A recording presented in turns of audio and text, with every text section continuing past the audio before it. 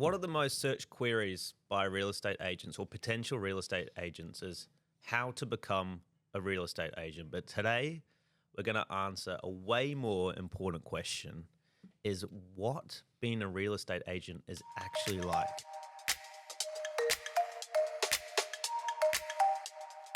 I'm here today with Nathan Najib.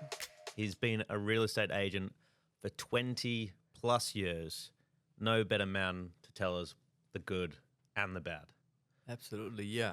I still skip to work every day, and I love it. So let's give them an eye opener today. What are some of the good things and the bad things about being a real estate agent? It depends what kind of business you've built, because a real estate business, could be still pretty bad 10 years later if you've built a business that you're chasing all day, every day. Mm-hmm. To start off with, it's a difficult business. It's all rejections. It's all people don't want to do business with you because maybe you're too young, you just started in the business. But once people get to know you over the years, then it becomes a lot better. So you build an attraction business, which becomes great. You love people dealing with you because you're a good human being and you're great at what you do and you've built a great reputation. That's the good sort of things later down the track, or if you've built an attraction business. Mm-hmm. The hard or the bad part is like working all hours, getting rejection, the unknowing of when you're going to get paid. Those are the bad sort of things. It just depends how you build your career. Because when you start off, it's hard work. It's all the bad stuff. Yeah. Right? It sounds, people make it sound so great because you join in as a commission-based industry and people that you work with, they don't pay you anything. If you make it, great. If you fail, that's no problem at all either. But I just want to warn people that it's a hard business to get into. It's very fulfilling if you do it right. Mm-hmm. 9 out of 10 agents fail. Yeah. Why? Because it's a hard game. Yeah. Yeah. So you talk about attraction-based business, which just quickly touch on that, and then we can talk about agents who have been doing it 10 years, but they don't have that attraction business. Still chasing, right? I say you can run, you can sprint for 100 meters, 200 meters, 300 meters, 500 meters. You can't do it for 20 Ks. So most agents don't try and do that for a long period of time. That's why people get overwhelmed. People start resort to drugs because they work for the high of recreational drug over the weekend. And a lot of agents do that. But to be able to build a beautiful life, a great business, is to do it the right way, which is working for a long period of time and having a discipline to be able to work an area, which we speak about all the time. It's one of my mentors a long time ago said, it doesn't make sense to me.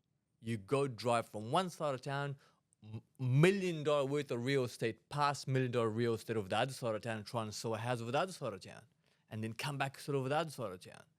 So to be able to build an attraction business that I talk about all the time is work one area. You can do, like I said, you can sprint for 1 year, 2 years, 3 years, but it's unsustainable to do it for a long period of time. That's why most agents fail, because they haven't got proper mentorship, which I'm telling you, I wasted about 5 years without a mentor, because that's what it is like in New Zealand, unfortunately. That's why I love doing this, because I can give advice to young agent, old agent, agents who never been mentored, agents who never look up to anybody, to be able to say there's a better way to become successful in this business. One of our agents just not too long ago did what? 570,000 first 12 months. Well, there's a blueprint. It just doesn't happen because. Yeah. Like, I don't think any agent in New Zealand has made, or very hardly any agent in New Zealand make that kind of money first year. Well, he was number 2 in New Zealand, so there you go. Exactly. How does that work? Well, because there's a blueprint here. Good luck doing that somewhere else. Yeah. But then the challenge is for that agent in the first year is to then do that long term. Not 1 year, not 2 year, but 10, 20 years. 100%. That's why I talk about the consistency, the discipline to be able to build an attraction business. Because 1 year you can fluke it. Maybe somebody gives you referrals and yeah, we will help you with business. But to be able to long period of time, you got to be a decent human being for sure, first of all, and then build a reputation in a particular area. So people can just keep on coming back to you. Yeah. And for those young people getting in, like you said, the hardest part is in the first few years. You're getting rejected, you're building your brand, no one knows you. Who shouldn't get into real estate and who should? Their personality. If you can't take rejection, you should not think about getting into real estate. If you can't, I say sport-minded, somebody who's sport-minded.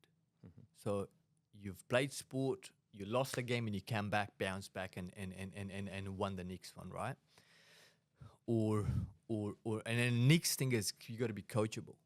You can't get this thing to that you think that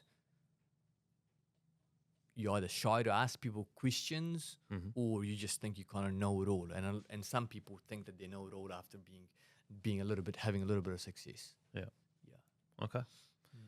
I met a guy the other day. He came in, he's interested in the associate role.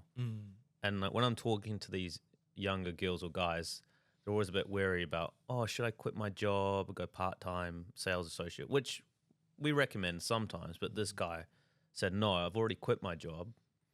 I'm working on my license. I'm 2 months away now. And I'm ready to go.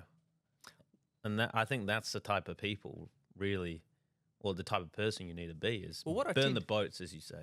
That 100%. I was going to say exactly that. One of the things I tend to see people do when they cut all the lines and all there's nothing to save them, usually become successful because you either drown or you learn. And we usually human beings, we tend to learn how to swim rather than drown. We just that's how it works. And final question on this. So you say you have to be coachable, but what's a trait that you can't coach them on? You can teach. I feel I was never sales. I was never born as a salesperson. I never was. I'm quite introvert, and I'm not like people think I'm an extrovert because of the business that I'm in and how I come across in front of camera. But I'm an introvert, so you can change everything. And there's some traits that you could put possibly. It's nature rather than nurture. But I feel like if there's anything you're prepared to learn, you can be thought eye. Yeah. We did a podcast on that last year, maybe a year and a half ago, on beliefs, changing your beliefs, and I guess that's what you're talking about as well. So yeah, that's exactly what it is. Like if you're not becoming successful for some reason, I tend to look at myself like I'm looking, why is I'm getting stuck here?